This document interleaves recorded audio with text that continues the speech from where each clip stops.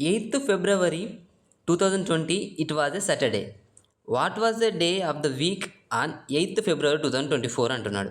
అంటే ఇక్కడ 8th February 2020, 8th Feb 2020, same date, same month and upcoming కానీ previous year కానీ ఇస్తే జస్ట్ వాటికి ప్లస్ ఆర్ మైనస్ చేసుకొని మన డే అనేది యాడ్ చేసుకుంటే సరిపోతుంది కదా. అంటే లీప్ ఇయర్స్ వచ్చినప్పుడు 2 యాడ్ చేసుకోవాలి, నార్మల్ ఇయర్స్ వచ్చినప్పుడు 1 యాడ్ చేసుకోవాలి, అంతే కదా. ఇప్పుడు ఎక్కడ అడుగుతున్నాడు? 8th February 2024లో అడుగుతున్నాడు. ఇవి సేమ్ కదా. ఇక్కడ 21 వస్తుంది, 22, 23 అండ్ 24, అంతే కదా, సేమ్ డేట్స్ కదా ఇవన్నీ. ఇక్కడ ఎన్ని ఉన్నాయి, ఎన్ని యాడ్ చేస్తాడు? ఇప్పుడు ఎన్ని యాడ్ చేయాలి? నెక్స్ట్ 24 రావాలి అంటే ఇప్పుడు 2020కి 2024కి ఎంత తేడా ఉంది? +4 కదా. అంటే 2020 ఫిబ్రవరి సాటర్డే అయింది.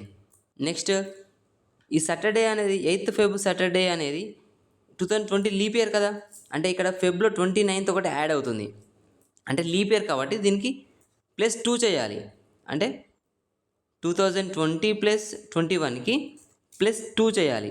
నెక్స్ట్ 21 అనేది లీప్ ఇయర్ కాదు, అంటే ఇలా 29th Feb రాదు.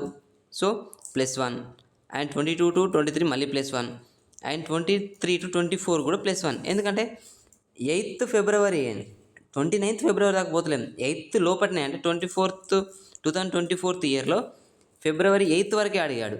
సో ఇవన్నీ +1 అంటే ఓవరాల్ ఎంత?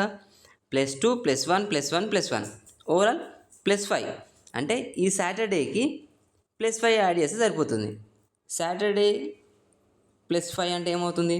Saturday, Sunday, Monday, Tuesday, Wednesday, థర్స్డేనే కదా answer. Option D is answer.